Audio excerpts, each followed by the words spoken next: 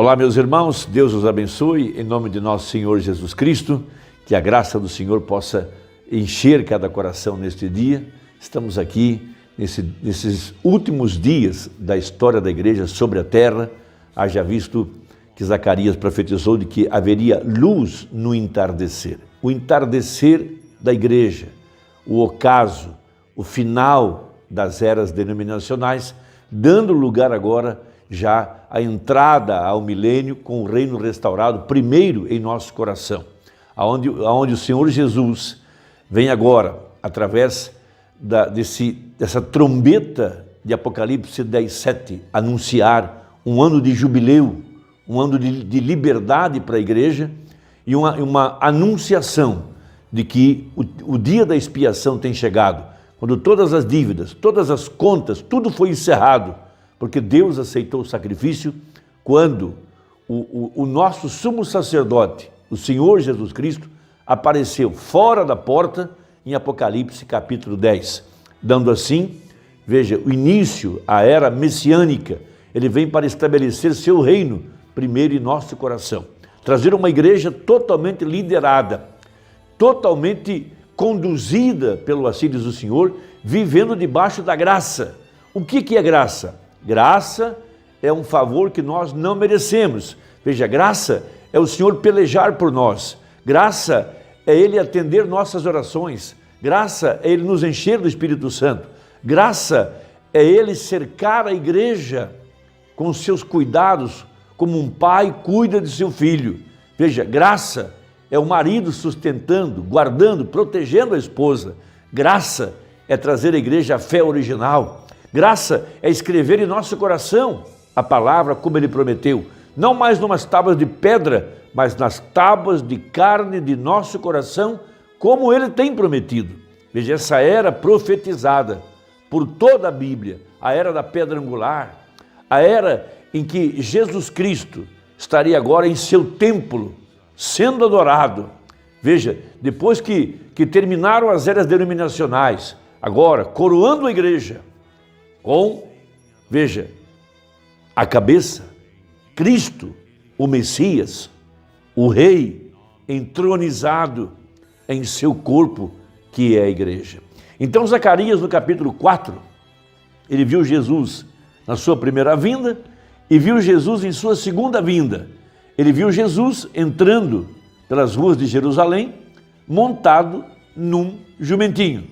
Veja, ele viu as crianças e todos colocando seus mantos e palmas e adorando ao rei, hosana o que vem em nome do Senhor. Ele viu a entrada triunfal de Jesus em Jerusalém na primeira vinda, mas ele também viu a sua segunda vinda.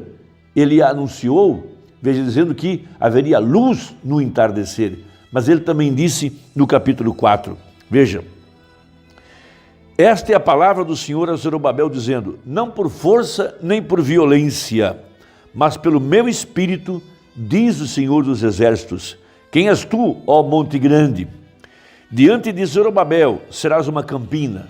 Zorobabel, um tipo de Cristo, veja, porque ele trará a primeira pedra com aclamações, graça, graça a ela. Esse é um tempo de graça para a verdadeira igreja de nosso Senhor Jesus Cristo. Terminaram as eras denominacionais, terminaram a obediência aos sistemas humanos, terminaram a obediência aos mandamentos que os homens fizeram, aos credos, aos dogmas, às imposições.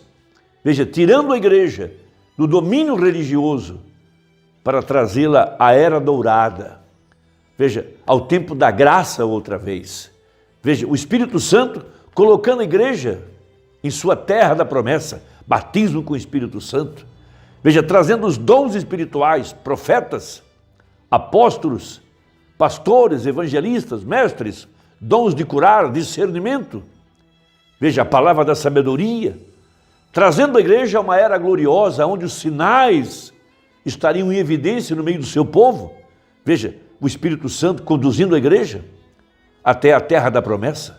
Então esse é um tempo de graça, graça para a igreja, onde o nosso poderoso Senhor Jesus Cristo está ouvindo nossas orações, cuidando da nossa vida, nos coroando com a plenitude do Espírito Santo, escrevendo em nosso coração a sua palavra, trazendo o fruto do Espírito, santificando pela lavagem da água pela palavra, justificando a igreja pela fé, colocando a igreja debaixo do sangue, veja, fé no sangue, veja, trazendo um sinal agora, a vida que estava no sangue, nesse tempo que nós estamos vivendo, colocando a igreja em seu pavilhão, em seu lugar secreto, no esconderijo do Altíssimo, a igreja guardada em meio a essa pandemia, em meio a essa crise mundial, essa crise econômica, crise política, crise na igreja, crise na família, mas uma igreja guardada em seu lugar secreto, uma igreja que tem entrado pelas portas secretas, uma igreja levada além do véu, lá onde está a presença, onde está a glória da Shekinah, veja, onde está o maná escondido, onde está a vara morta, que voltou à vida, lá atrás em sua presença, lá estava a palavra dentro da arca.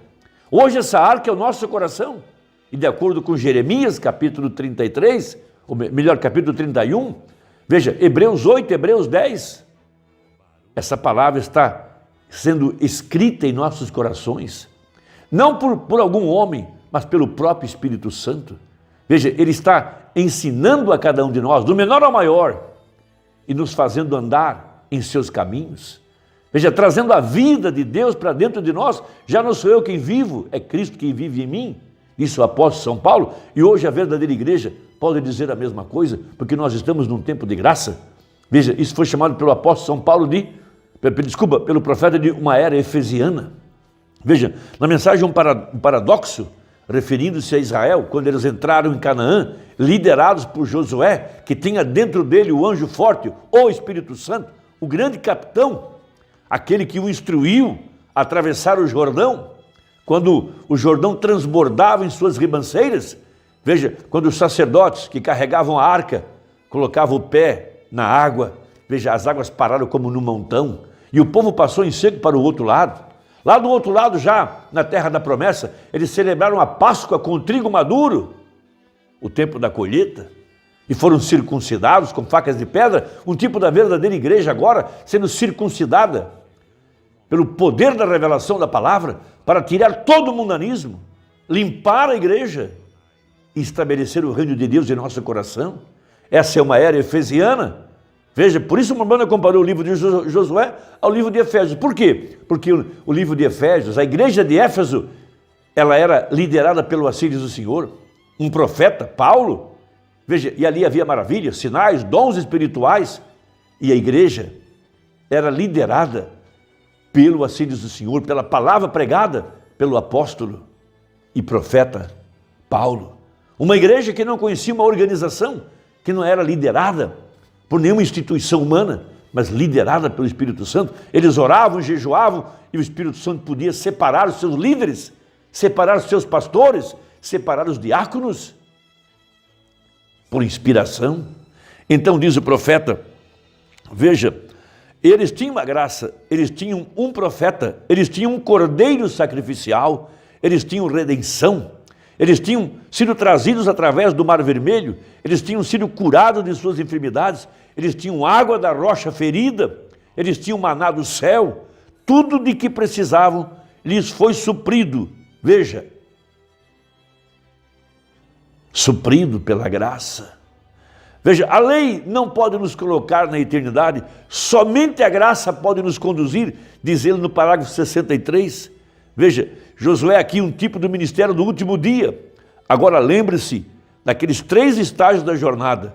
Tudo isso cessou. Em primeiro lugar, a lei e tudo mais tinha que cessar, ainda que Josué é a mesma palavra que Jesus, Jeová Salvador, que os tirou de seus desertos para a terra prometida. É aí onde a verdadeira igreja está sendo conduzida nesta hora. A arca agora é o seu coração, onde a palavra está sendo escrita. O maná é a mensagem do dia, o alimento espiritual em seu devido tempo. Veja, a vara que reverdeceu é o poder que está vivificando nossos corpos mortais e nos trazendo em obediência completa à palavra de Deus. Vivendo debaixo da graça, onde nós podemos orar e Ele pode ouvir nossas orações, onde podemos lançar sobre Ele todas as nossas ansiedades. É Ele que peleja as nossas lutas. Os nossos inimigos são os inimigos dEle.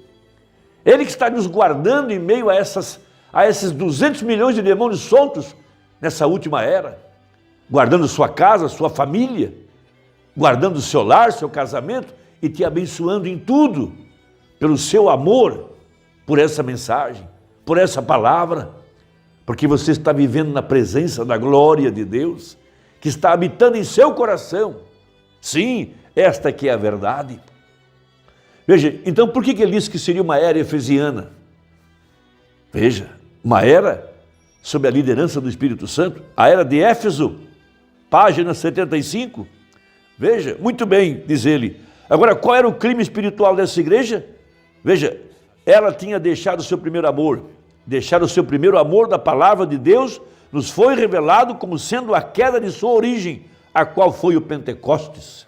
A origem da verdadeira igreja foi o Pentecostes, uma igreja cheia do Espírito Santo, aonde Deus levantou, veja, apóstolos, profetas, evangelistas, pastores, deu dons para a igreja, os sustentou com o poder da ressurreição, até a sombra de um homem curava, a porta da prisão foi aberta. Veja, lá estava Saulo e Silas dentro da prisão, adorando e louvando. Houve um terremoto, as correntes se romperam, a prisão veio abaixo. Veja, serpente picando na mão de Paulo e não causando nenhum dano. O anjo do Senhor visitando ele. Oh, irmão, essa é a verdadeira igreja. É aí onde nós estamos nessa hora. Sim, veja, em linguagem clara, isso significa que esta igreja estava em perigo de ser retirada da liderança do Espírito Santo, o controle do Espírito Santo. Foi exatamente isso que aconteceu depois que Moisés guiou Israel para fora do Egito. Agora veja, o que é uma igreja efesiana? O que é uma igreja apostólica? O que é a igreja ômega? O que é a verdadeira igreja hoje? A maneira de Deus era guiá-los através da nuvem de fogo, da palavra profética, de milagres e sinais e prodígios dados por Deus. Isto era para ser realizado por homens selecionados por Deus, e ordenados por Deus, e equipados por Deus, e enviados por Deus, com todo o acampamento sendo dominado por um movimento do Espírito Santo. Esta é a era efesiana. Veja, um Deus que está cuidando do seu povo, que está cuidando da sua igreja, curando ela, guardando ela, alimentando ela, enchendo ela com o Espírito Santo. Irmão, espero que a conversa tenha te ajudado. Deixe o seu comentário aí abaixo, é muito importante para mim saber o que você está pensando. E até a próxima, se Deus quiser, em nome de Jesus. Amém.